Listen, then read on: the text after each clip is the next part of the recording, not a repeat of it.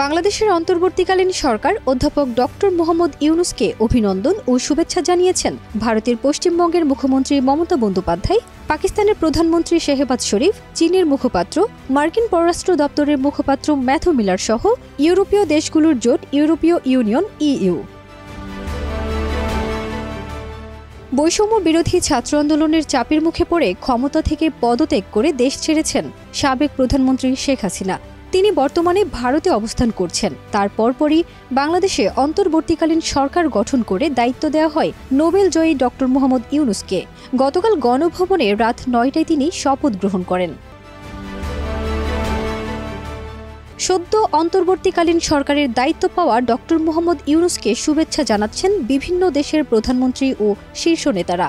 আজ শুক্রবার ভারতের পশ্চিমবঙ্গের মুখ্যমন্ত্রী মমতা বন্দ্যোপাধ্যায় তার ভেরিফাইড ফেসবুক পেজে অভিনন্দন বার্তা জানান ডক্টর ইউনূসকে। তিনি লিখেছেন, অধ্যাপক ডক্টর মোহাম্মদ ইউনূস সহ বাংলাদেশে যারা কার্যভার গ্রহণ করেছেন তাদের প্রতি আমার আন্তরিক অভিনন্দন ও শুভকামনা রইল। আশা করি তাদের সঙ্গে আমাদের সম্পর্ক আরও উন্নত হবে।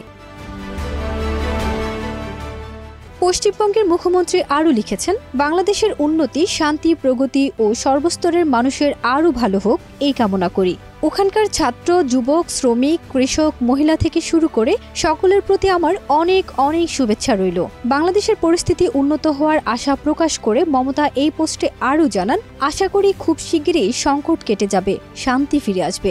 শান্তি ফিরে আসুক তোমার আমার এই বাংলার ভুবনে। আমাদের প্রতিবেশী রাষ্ট্র ভালো থাকলে আমরাও ভালো থাকব।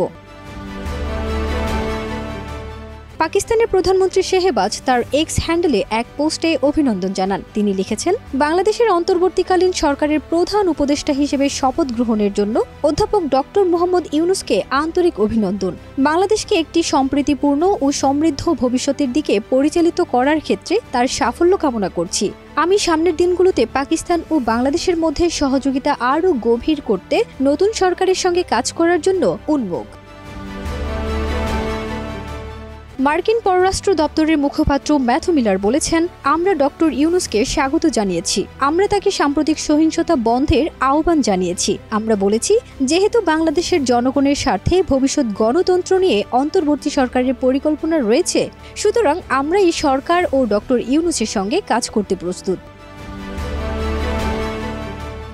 চীনের পররাষ্ট্র মন্ত্রণালয়ের মুখপাত্র বলেন, বাংলাদেশে অন্তর্বর্তী সরকার গঠনের বিষয়টি চীন অবহিত এবং এই সরকারকে স্বাগত জানিয়েছে।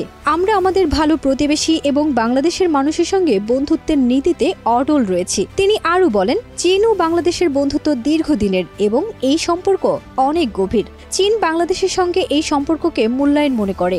নানা ক্ষেত্রে দ্বিপক্ষীয় যোগাযোগ ও সহযোগিতার উন্নয়ন এবং সমন্বিত কৌশলগত সহযোগিতামূলক অংশীদারত্বকে আরও এগিয়ে নিতে চীন বাংলাদেশের সঙ্গে কাজ করতে প্রস্তুত। এছাড়াও শুভেচ্ছা জানিয়েছেন ইউরোপীয় দেশগুলোর জোট ইউরোপীয় ইউনিয়ন ইইউ।